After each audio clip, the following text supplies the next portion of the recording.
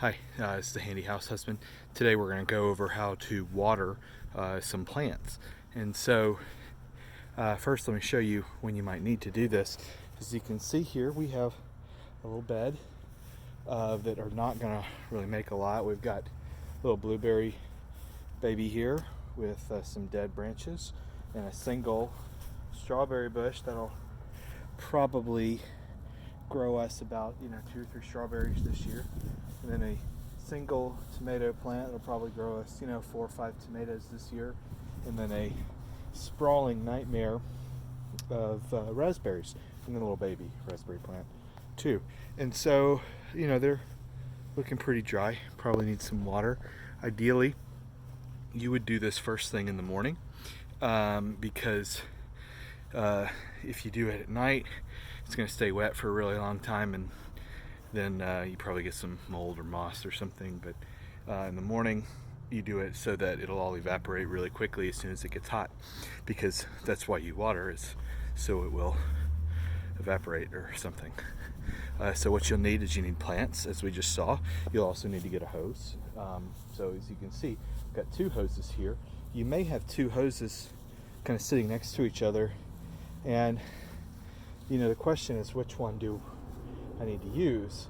And sometimes that can be hard. So the way that I make that decision is I look at the color of both the hoses. I've got one green and one black, and I got one green, one black, and then we look at what hose is hooked up to the spigot. And so it looks like here it's the black hose that's hooked up to the spigot, so we know that that's the one that we're going to use. So you turn the spigot on, you hear the water come out. That means that that sound means the water is running. And then you find the nozzle right here, okay? And then you need one of these too. It's a little nozzle for your hose. You can get that at any hardware store, Lowe's, Home Depot, probably even Walmart too, even though not really a hardware store, a big box retailer, whatever. I've got a little tangle, so I'm gonna pull that tangle out. Okay, then you're gonna put it on the appropriate setting. We're gonna do shower. You flip it on, and then you spray the water on your plants.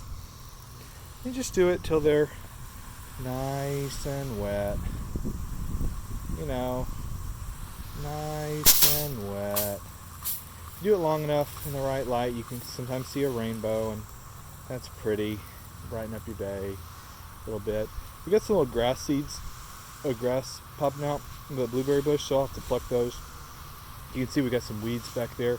We'll do another video on how to pluck weeds properly.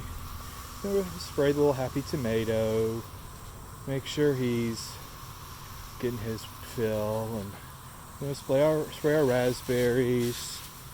And so you want to aim for the ground. That's where the roots are.